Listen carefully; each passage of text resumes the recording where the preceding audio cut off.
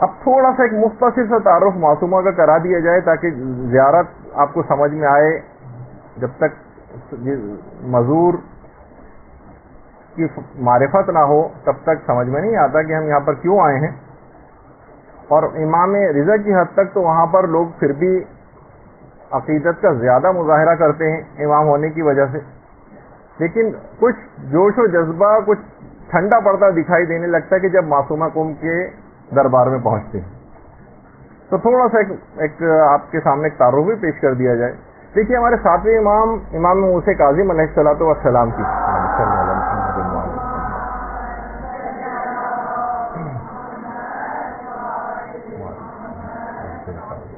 چار بیٹیاں تھیں. اچھا, چاروں کا نام امام نے فاطمہ رکھا تھا. فاطمہ کبریٰ, فاطمہ صغریٰ, فاطمہ وسطیٰ, فاطمہ اخریٰ. کبریٰ جو سب سے بڑی, صغریٰ جو چھوٹی, وسطیٰ جو درمیانی, اور اخریٰ جو سب سے آخر والی. اچھا, فاطمہ کبریٰ وہ تو معصومہ قوم سلام اللہ علیہ ہی ہیں, فاطمہ کبریٰ. اچھا, جو ان کی قبر قم میں. فاطمہ صغریٰ یہ آذربائیجان کا جو کیپٹل ہے باکو, وہاں پر مدفون, یعنی معصومہ قوم کی ایک بہن آذربائیجان کا جو وہاں باقاعدہ ان کا بہت بہترین مزار بھی, یہ فاطمہ صغریٰ. تیسری بہن فاطمہ وسطیٰ, ان کی قبر اصفہان میں, ایران میں اصفہان شہر جو. اور چوتھی بہن فاطمہ اخریٰ, یہ تو اس وجہ سے نسبتی اعتبار سے کون چھوٹی بڑی درمیانی اور سب سے آخری, یہ تو نام کا حصہ نہیں ہے بلکہ بعد میں پہچاننے کے لیے. فاطمہ جو تھی فاطمہ اخریٰ, ان کی قبر مبارک رشت میں ہے, ایران کا جو شہر رشت, یہ ان کی قبر مبارک ہے. فاطمہ اخریٰ سلام اللہ علیہ.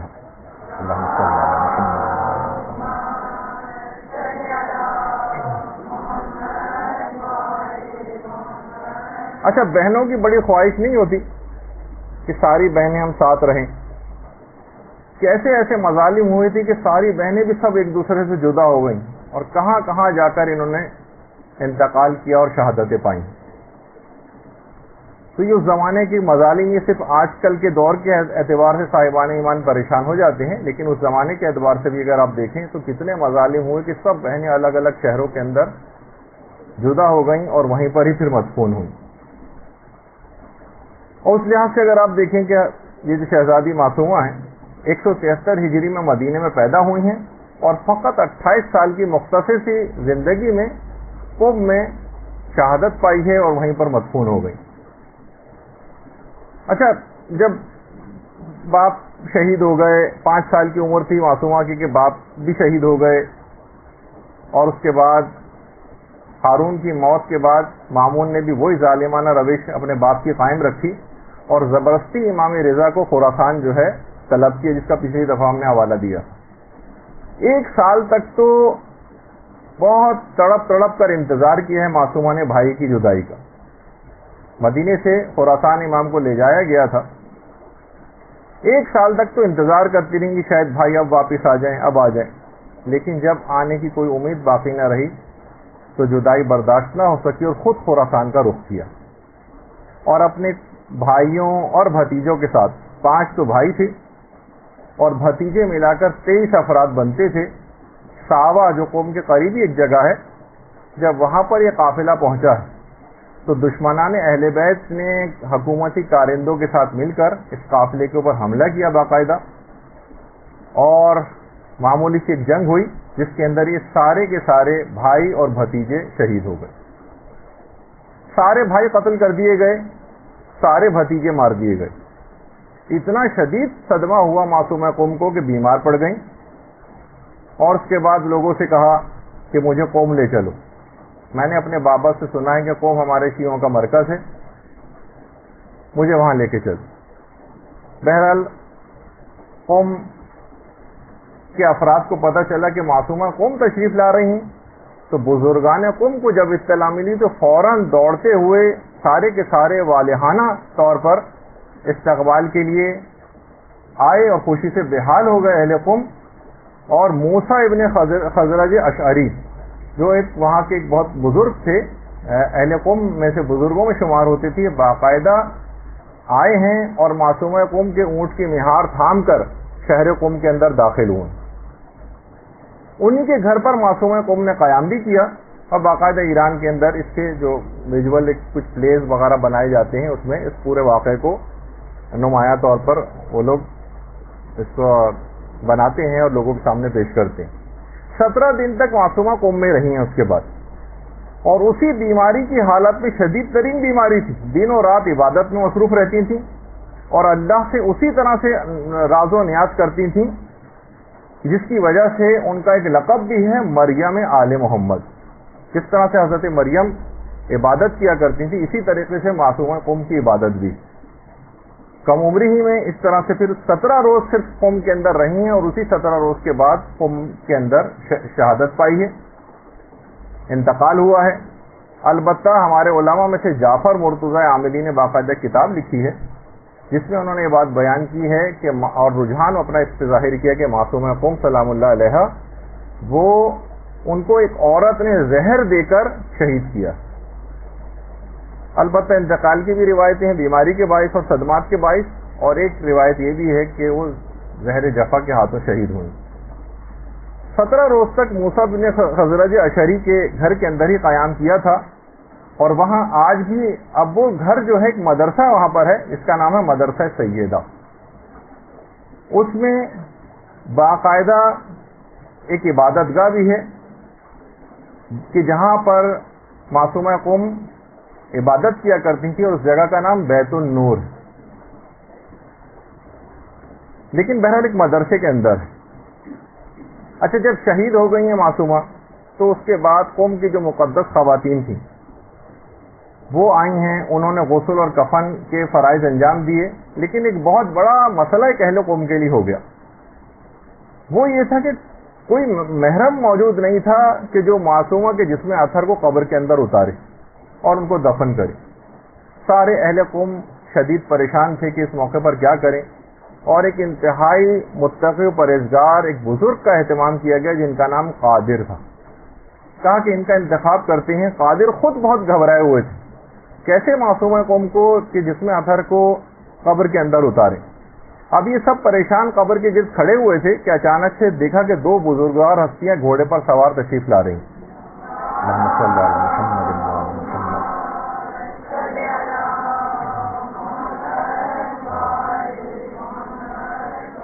بہت پروقار انداز میں تشریف لا رہی ہیں۔ انہی دونوں بزرگوار، مجمع کے اوپر سناٹا چھایا ہوا ہے، ان 2 بزرگوار آئے، انہوں نے آ کر اس پر نماز پڑھی جنازے پر، اور پھر اس کے بعد قبر کے اندر اترے اور ریحانہ رسول کے جسم اطہر کو قبر کے اندر دفنایا، اور کوئی بھی بات کیے بغیر واپس لوٹ گئے۔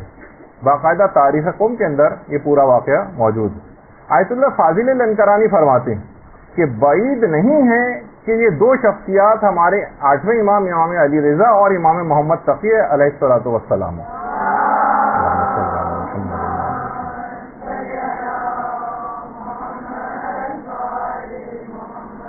تدفین کے فرائض ان دونوں ائمہ معصومین علیہ السلام نے انجام دیے ہیں، اور جو اس فریضے کی ادائیگی کے بعد دوبارہ خراسان واپس تشریف لے گئے قوم سے۔ تو دفن کے بعد قبر کے اوپر اہل قوم نے باقاعدہ بوریے کا ایک سائبان پہلے بچھایا اس پر سائے کے لیے، اور سالوں کے بعد جب ہمارے امام محمد تقی علیہ الصلوۃ والسلام کی بیٹی زینب یہاں سے گزری،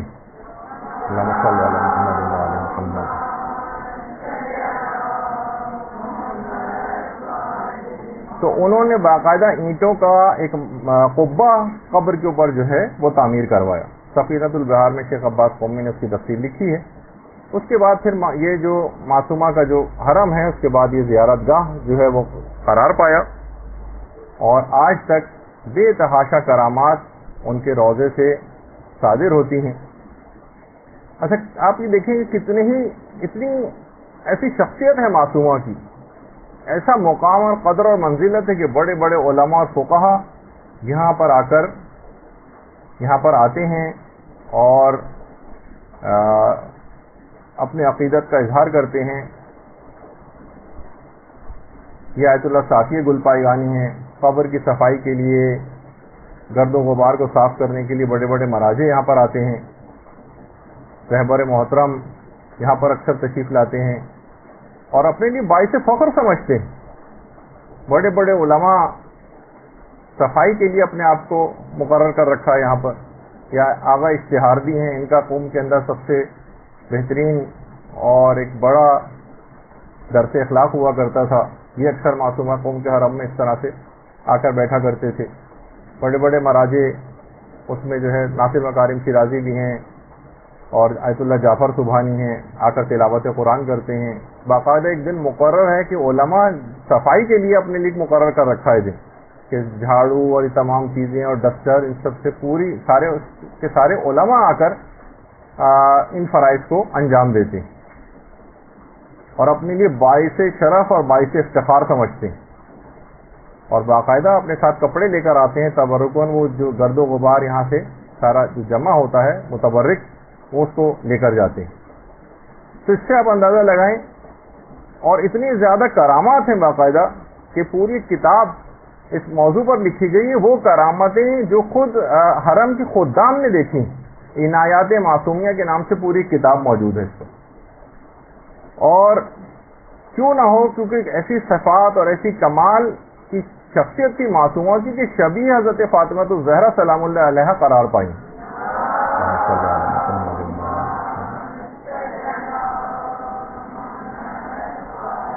جب بھی کہا جاتا ہے کہ وہ فاطمہ جن کی قبر مدینے میں گم ہو گئی تھی، وہ قوم کے اندر ظاہر ہو گئی.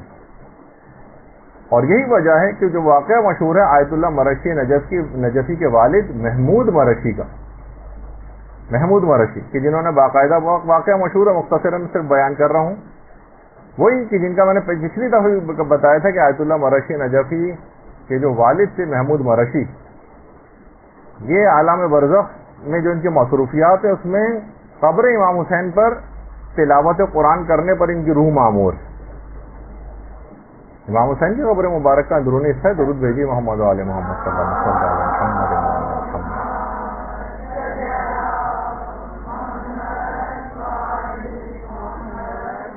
محمود مرشی نے حرم امیر المومنین میں 40 راتوں کا ایک عمل کیا تھا کہ یہ بات پتہ چلا سکیں گے حضرت زہرا کی قبر مبارک کہاں ہے. روایت دو طرح کی باتیں اس میں روایات کے اندر آئی ہیں. ایک میں تو یہ کہ امیر المومنین علیہ الصلوۃ والسلام خود خواب میں تشریف لائے. اللہم صلی علی محمد.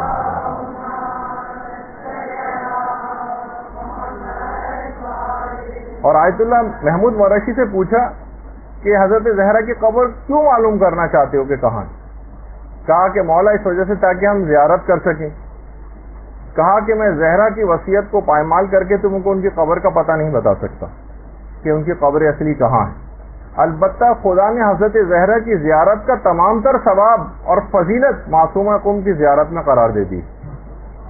اللہم صلی علی محمد وعلی محمد.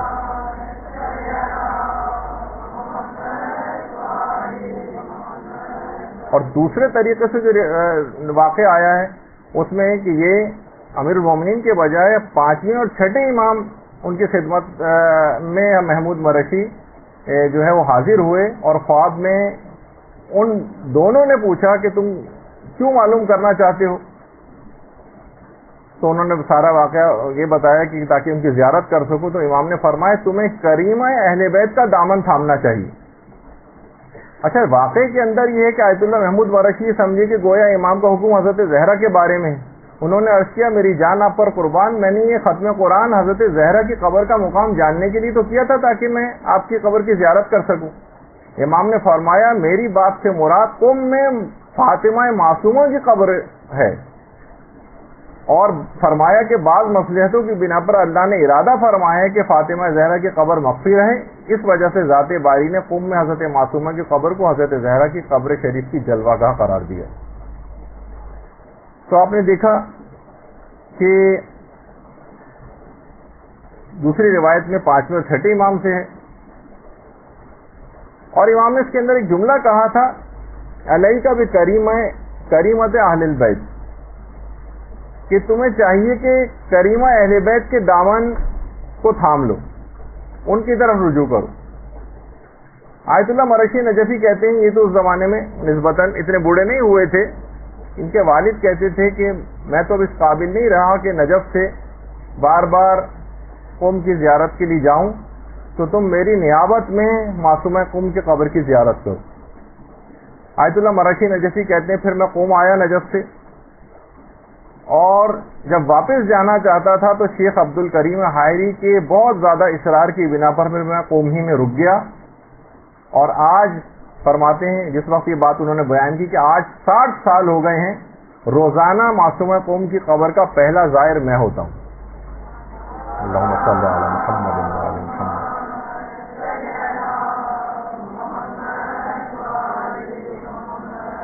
وہاں پر سوچیے کہ حضرت زہرا کی قبر مبارک لوگ مدینے میں تلاش کرتے پھر رہے ہوتے ہیں، اور جہاں جہاں احتمال ہوتا ہے وہاں جوش عقیدت سے جاتے ہیں، لیکن وہی زائرین جب قم میں جاتے ہیں تو ان کا جوش و جذبہ کچھ ٹھنڈا پڑتا ہوا نظر آتا ہے، جبکہ وہی فضیلت اور وہی شرف ان کی زیارت کا وہی ثواب قرار دے دیا گیا ہے جو کہ حضرت زہرا کی قبر مبارک کا ہے، معصومہ قوم کی قبر کا اتنا زیادہ ثواب۔ اچھا، اتنی زیادہ کرامتوں کا ظہور ہوتا ہے روضے سے کہ خود آیت اللہ عراقی فرماتے ہیں کہ میرے ہاتھ پر ورم آ گیا تھا، خود آیت اللہ عراقی نے کہا، اور میری ایسی بیماری ہو گئی تھی کہ ہاتھ کی جلد پھٹنے لگی تھی، اور اتنا میں پریشان ہو گیا تھا، تمام علاج کر کر کے پریشان ہو گیا تھا اور شفا نہیں ملتی تھی، یہاں تک کہ میں وضو سے بھی معذور ہو گیا اور تیمم کرنے لگا نمازوں کے لیے۔ پھر ایک دن میں نے توسل کیا حضرت معصومہ سے، تو مجھے الہام ہوا معصومہ کی طرف سے کہ تم دستانے پہنا کرو۔ میں نے صرف چند ہی دن دستانے پہنے تھے کہ وہ جو کبھی مرض ٹھیک ہونے کا نام نہیں لے رہا تھا، فقط چند دنوں کے اندر اندر ہی ٹھیک ہو گیا۔ اللہم صلی علی محمد۔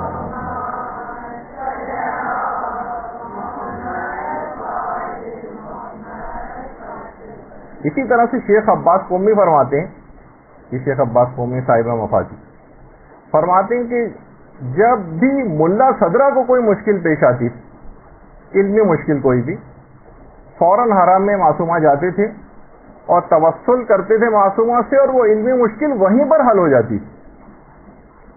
باقاعدہ فوائد الرضاویہ کے اندر شیخ عباس قومی کا یہ جملہ موجود۔ اور حرم کے جو خدام ہیں، حرم کے خادم نے بیان کیا، وہ عنایات معصومیہ میں بھی ہے کہ اس کی بینائی بالکل ختم ہو گئی۔ اس نے کام یہ کیا کہ روزانہ ذریعے مبارک میں حرم کی جو خاک ہے وہ آنکھوں میں لگانے لگا، کہہ رہے جیسے جیسے میں نے لگانا شروع کیا ویسے ویسے بینائی واپس آتی چلی گئی، یہاں تک کہ بالکل بحال ہو گئی، اور آج یہ حال ہے کہ میں بغیر چشمے کے مفاتی اور قرآن کو پڑھتا ہوں۔ اللہم صلی علی محمد۔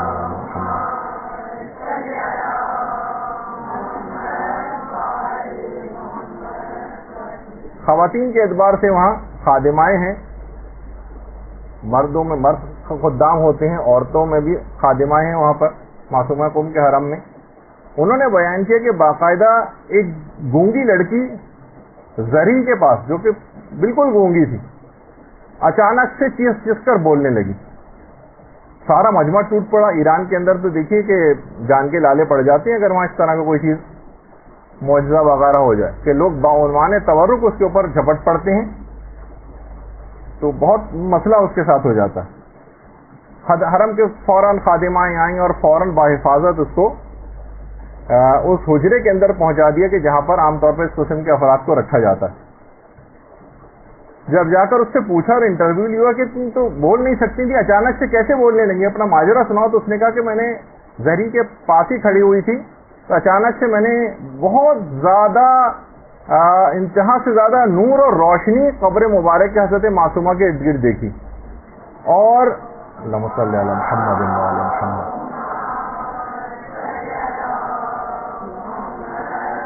اور میں نے دیکھا کہ اسی قبر مبارک کے اس نور میں سے ایک معظمہ ہیں جو مجھے دیکھ کر کہہ رہی ہیں کہ اب تم بالکل ٹھیک ہو گئی ہو، اب تم بول سکتی ہو۔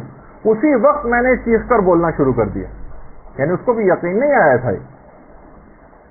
اور یہی وجہ ہے کہ آیت اللہ تقی خنصاری بھی یہ بات فرماتے ہیں کہ حرم معصومہ قوم ایسی جگہ ہے کہ جہاں پر امام رضا علیہ السلام بھی مداخلت نہیں کرتے، یعنی یہ مکمل طور پر معصومہ کی راجدہانی ہے یہ علاقہ. یعنی جس کو جو بھی وسیلہ بنانا ہے معصومہ قوم کو بنائے. حتیٰ کہ امام رضا بھی سفارش کے لیے قوم آتے ہیں یا معصومہ قوم سے سفارش کرتے ہیں, لیکن براہ راست قوم کے معاملات میں مداخلت نہیں کرتے. خود حجت الاسلام حیدر کاشانی جو کہ جو وہاں کی مسجد گوہر شاد ہے مشہد کی, وہ یہ فرماتے ہیں کہ عشرہ مجالس ایک دفعہ انعقاد ہوا تھا وہاں پر, تو اسی عشرے مجالس میں ایک مومنہ میرے پاس آئی اور آ کر کہنے لگی کہ میرے گھر میں 2 بیمار ہیں اور میں یہاں ان بیماروں کو لے کے براہ راست ادھر آ گئی ہوں مشہد. رستے میں بہرحال قوم بھی پڑتا تھا لیکن قوم وہ نہیں گئی, اور کہی جب میں یہاں پر آئی ہوں تو میں نے یہاں پر آ کر خواب میں امام رضا علیہ الصلوۃ والسلام کی زیارت کی.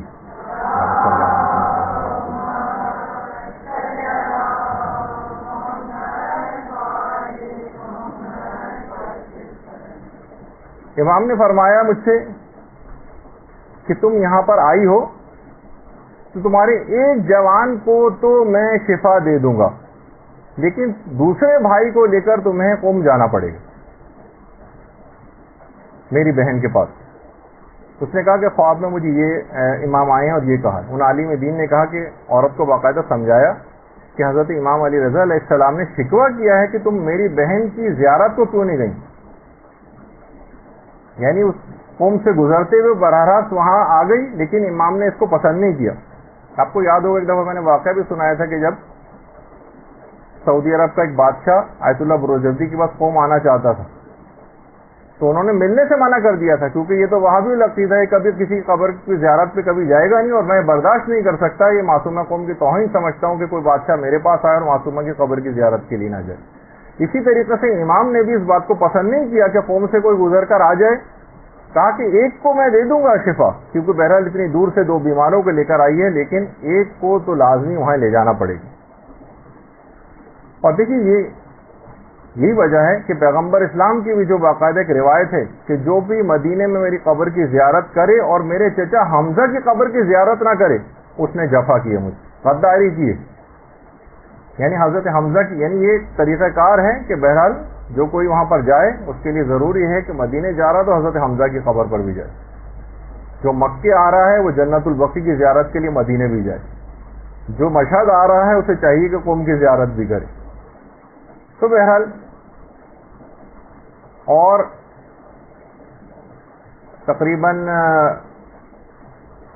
ایک شخص تھا جس کے متعلق تمام کتابوں کے اندر بھی ہے کہ 3 سال سے ایک مخلوط شخص تھا. اچھا اب یہ تو خیر یہ تصویر یہ اس شخص کی نہیں ہے, بلکہ یہ آیت اللہ مہدوی کنی کی تصویر, جن کا بھی کچھ ہی عرصے پہلے انتقال بھی ہو گیا ہے. یہ کافی عرصے سے کوما کی حالت میں تھی اور حرم کے آستانہ قدس رضوی کی باقاعدہ تبرکات حرم سے مس کر کے لے کر آتے ہیں بیماروں کے اوپر. تو کہتے ہیں کہ کتنے عرصے سے کوما میں تھے بالکل بے ہوش, اور جب ان کے اوپر یہ چیز جیسے یہ وہاں سے مس کیا ہوا کپڑا ان کے اوپر ڈالا آیت اللہ مہدوی کنی پر ہاسپٹل میں, اسی وقت انہوں نے اپنی آنکھیں کھول دی تھی اور آنکھوں سے باقاعدہ آنسو بہنے لگے. اس کے بعد پھر ظاہر ہے کچھ عرصے کے بعد پھر ہارٹ اٹیک ہوا اور اس کے بعد پھر دنیا فانی سے کوچ کر گئے. لیکن بہرحال یہ کہ اسی وقت یہ بہت حیران کن بات ہوئی کہ اسی وقت یہ اس طرح کا واقعہ ہوا. ہمارے ایک دوست نے تو باقاعدہ تجربہ بھی کیا تھا کہ ان کی کوئی رشتے دار جن کے جو اسی طرح کی بالکل تقریباً موت جیسی ان کے پاس یا حالت احتضار والی یا ہارٹ بیٹ تقریباً بالکل نہ ہونے کے برابر ان کی ہو رہی تھی, اور اس وقت انہوں نے ان کے کان میں سورہ یاسین کی تلاوت جو ہے اپنے ایئر فون کے ذریعے لگا دی. تو ایک دم سے اسی وقت تیزی کے ساتھ ہارٹ بیٹ جو نمایاں ہو رہی ہوتی ہے مانیٹر کے اوپر, اسی وقت اس کے اندر تبدیلیاں نوٹ کی گئی فوری طور پر. تو بعض اوقات دیکھیے ان تمام چیزوں کے اندر بہت تبرکات کے اندر بہت ہم لوگ کیونکہ مادیات کے پردے اتنے ہو گئے ہیں, شکوک و شبہات اتنے بڑھ گئے ہیں, اصلاً دیکھا جائے تو عقیدے بھی بہت کمزور ہو گئے ہیں. اس وجہ سے ہم لوگوں کے ساتھ یہ چیزیں پیش بھی نہیں آتی ہیں. تو بہرحال میں اس مفلوج کی بات بیان کر رہا تھا کہ جو 3 سال سے مفلوج تھا، اور وہ اسی حرم میں شفا یابی کی نیت سے باقاعدہ دعائے توسل میں بھی شریک ہوتا تھا، لیکن بہرحال اس کا فالج صحیح نہیں ہو رہا تھا۔ ایک دن اس نے امام رضا کی زری کے پاس آ کر گویا شکایت کی کہ مولا آپ غیر مسلموں کو بھی محروم نہیں کرتے، میں آپ کا شیعہ ہوں، آپ مجھ پر توجہ کیوں نہیں دے رہے ہیں؟ مولا آپ مجھ کو جواب دیں، یا تو مجھے جواب دے دیں یا پھر میں قوم جا کر آپ کی بہن سے آپ کی شکایت کروں گا۔ دیکھیے بہت بڑی بات ہے، بہت ہم لوگوں میں یہ بالکل اس بات کی کہ ہمارا کتنا بھی خدا نہ خواستہ نقصان کیوں نہ ہو جائے، اس قسم کی کوئی ہم لوگوں کے اندر ہمت نہیں کہ ہم امام سے یہ بات کہہ سکیں، لیکن بہت سے لوگ، ہر شخص کے احوال الگ ہوتے ہیں، طریقہ کار الگ ہوتا ہے۔ کہا میں مولا میں آپ کی شکایت کروں گا آپ کی بہن سے جا کر، اور پھر میں ان کو وسیلہ قرار دوں گا۔ وہ کہتا ہے مفلوج اس کو گھر دوبارہ لے کر آئے وہاں سے زری سے، کہہ رہا ہے میں گھر آ کر سویا تو میں نے خواب میں معصومہ قوم سلام اللہ علیہ کی زیارت کی۔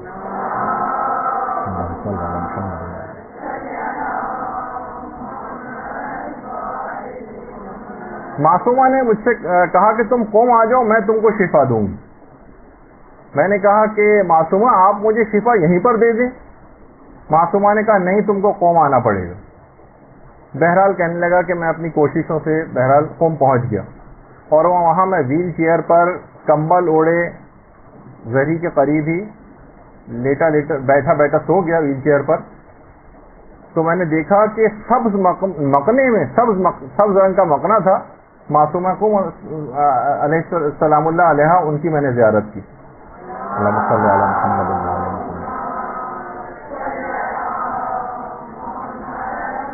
دنوں کے اعتبار سے اس دن عید کا دن بھی تھا، اور کہا کہ تمہیں قوم آنا اللہ مبارک کرے، میں نے تم کو شفا دی ہے، اٹھ جاؤ، اب تم کو کوئی بیماری نہیں۔ میں نے کہا کہ معصومہ میں مفلوج ہوں، میں کھڑا نہیں ہو سکتا۔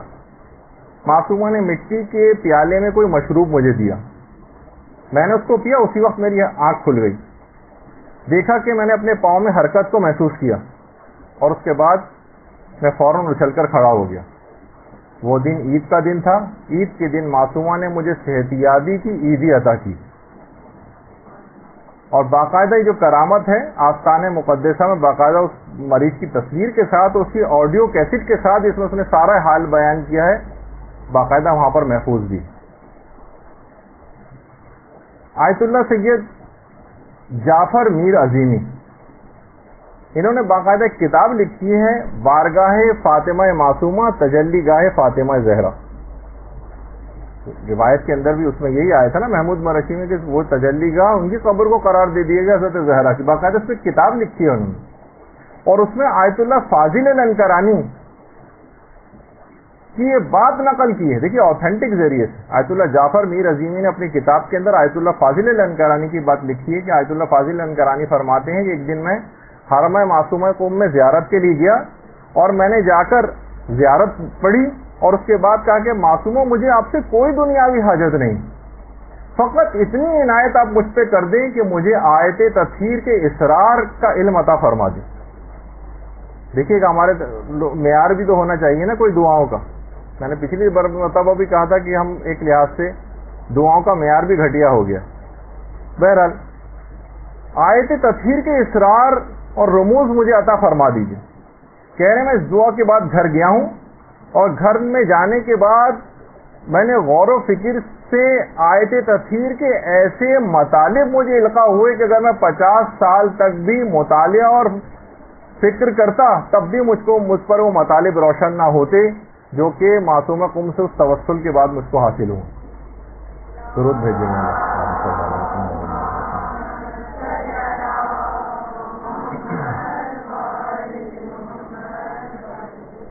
اندازہ کیجئے کہ علماء کا کہ انہوں نے کیسے کیسے فیوز حاصل کیے ہیں۔ علامہ محمد حسین طباطبائی اس قدر احترام، فوق العادہ احترام، یاد ہے آپ کو امام رضا کا بھی ایسی احترام تھا ان کے دل میں، وہ کہتے تھے کہ میں دل تو میرا یہ چاہتا ہے اگر یہ منع نہ ہوتا تو میں صحن سے لے کر اور قبر تک زمین کو بوسہ دیتا ہوا جاتا۔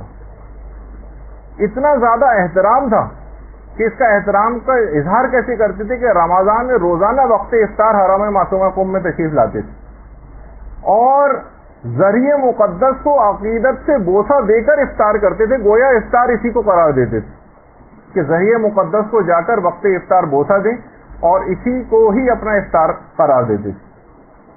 یعنی کمال احترام معصومہ کا. اور اسی لحاظ سے دیکھیے ظاہر کا مقام بھی بہت بلند، مقام اپنے ظاہر کو اپنے مقام کو بھی سمجھنا چاہیے. صرف وہ خریداری کرنے کی جگہ نہیں ہے بلکہ کچھ اس طرح کی چیزوں کو حاصل کرنے کی جگہ بھی. کہ ہمارے 8ویں امام نے جو جملہ ارشاد فرمایا کہ من زارہ فلہ الجنہ، جس نے بھی معصومہ قوم کی قبر کی زیارت کی، بہت سی جگہوں میں معرفت کے ساتھ کا لفظ بھی آیا ہے، اس کے لیے جنت.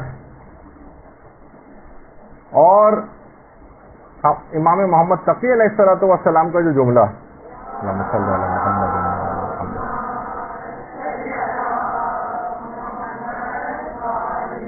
جس نے بھی قم میں ہماری پھوپھی کی زیارت کی اس کے لیے بھی جنت، اس کے لیے جنت.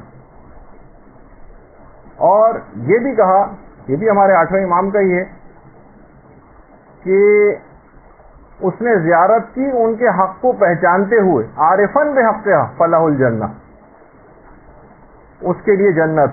اور عارفن کے معنی میں نے پچھلی دفعہ بھی بتایا تھا کہ ان کی اطاعت کرنا، ان کے فرامین کے مطابق چلنا، جو اس طریقے کار سے زیارت کرے گا اور اس دماغ میں رکھتے ہوئے ان کی پیروی کا ارادہ کرتے ہوئے، اس کے لیے جنت.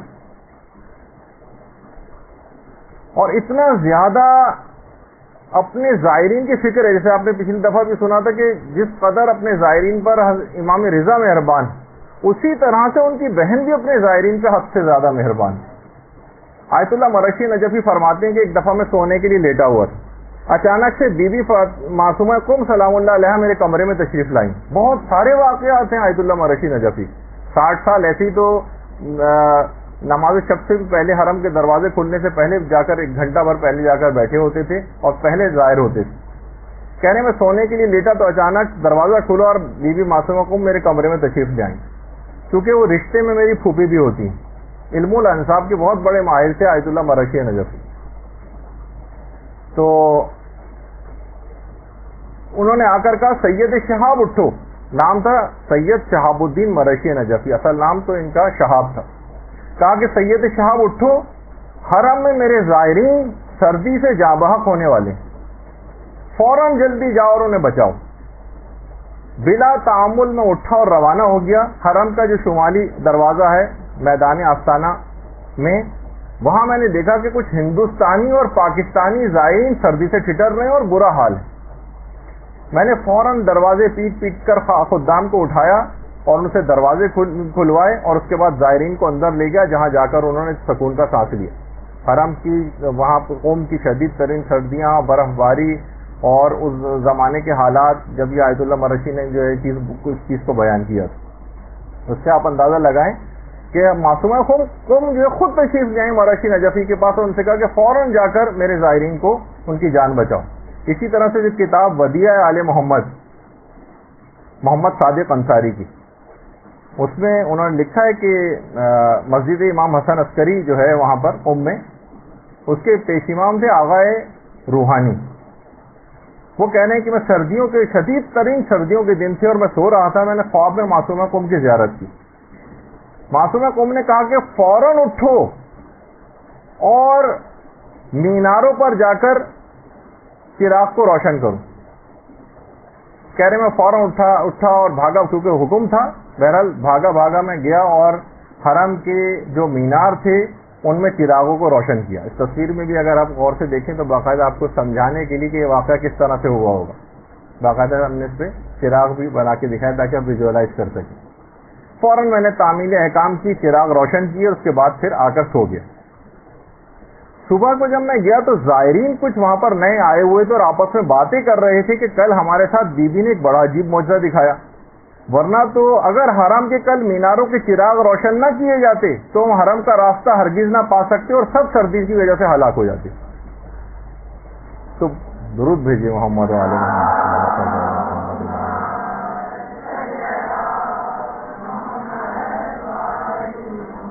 یعنی اتنا خیال زائرین کا. معصومہ کو لگتا ہے زائرین کے لیے ہر وقت فکر مند رہتی ہیں. نہ جانے کتنے ہی واقعات اس طرح سے پیش آئے ہیں کہ جس کے اندر زائرین کے ساتھ خصوصی لطف و عنایت اور کرم.